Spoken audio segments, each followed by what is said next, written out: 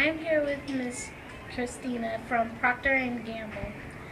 Could you tell us what you do? Yeah, I am a Salesforce.com administrator at Procter & Gamble. I work in the professional division, and I program the Salesforce software that we use to work for our business. We have technicians that go out, so I have to program work orders to go to their handheld device so that they can do a work order out of the site and send all of the information back to our corporate office. And all of that is handled by me programming the software. How long do you think about that takes? To program it? Well, the setup takes a lot longer. It probably could take about 6 months to a year to set up. But every day we're making some sort of improvements or changes to the software. Okay. How is your job related to computer science? So since I am changing the software and I am using software and electronics to make transfer data from one place to another place, that makes it computer science. That's very interesting. Do you know where you were going to do this job or what field you were going to be in at this age? When I was young, I wanted to be an accountant because I really like numbers. I still do a lot of stuff with numbers. I do a lot of reporting and analytics, analyzing the information that's coming through the field, which is still kind of accounting related, but I thought I was going to do more numbers versus computer software. So I found that after working in a sales operations job that I liked how things work in the back end. I don't like being out front with the customers, I like being in the back, but I liked how that was, and so it led me into this field. Do you think it's a little hard to do it just like with ones and zeros? So computer? I am what is called a declarative developer, and I program with clicks instead of code. So the software Salesforce.com software platform allows me to use drag and drops and clicks to get everything programmed. So I don't have to use zeros and ones or typing to get it done. That's nice. What were some other interesting jobs that might you be interested in?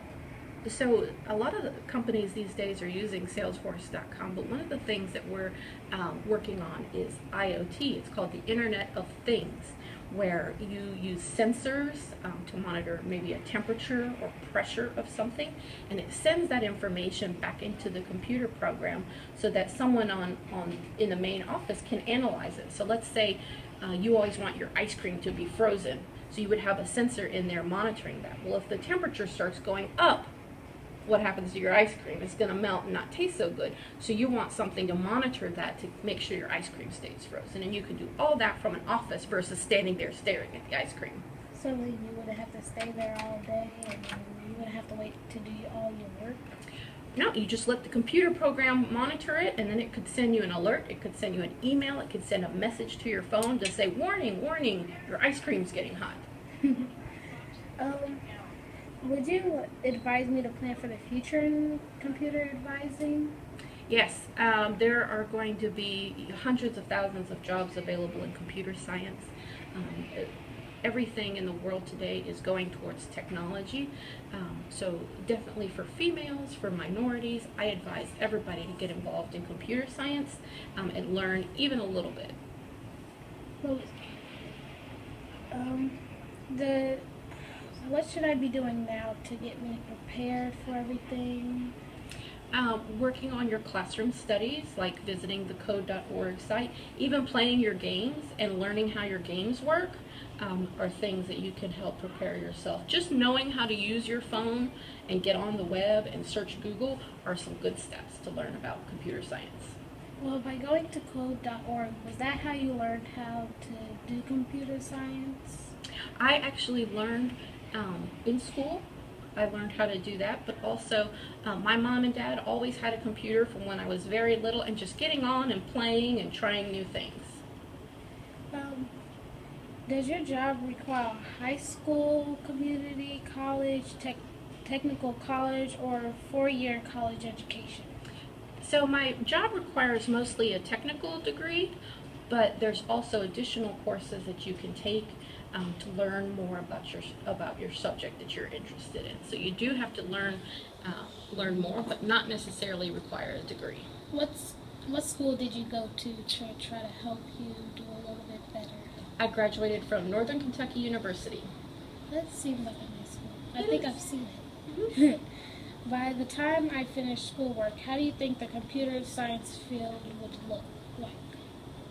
I think, like I said, there's going to be a lot of work out in the Internet of Things using sensors, a lot of automation, using your phone. All our handheld devices are going to continue to get smaller, so being able to program and do things on those is going to be really important. So making sure you know how to use it, and then learning some extra skills on code.org is going to be the best way to learn.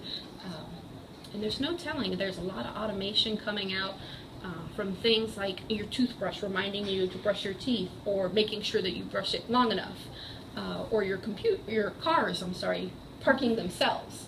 Those are all things that are someone has to program those to make them do those things. Do you have a dream to build anything with computer science? Personally, I don't have a dream to build something because I am helping my business, but it's limitless. Do you have a dream of something that you would like to see automated, or that computer science could help you? Yeah, I've had a few inventions that I want to be built. It's a peri-platypus cutter. Like, you drop an apple in, it'll clean it inside of it, and then when it's open, you'll see a freshly cut apple. Okay.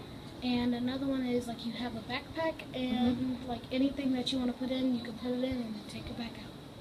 Very nice. Yeah. So those are all great things, and computer science is involved in, because someone has to, at least for the first time, tell it what you want it to do. Okay.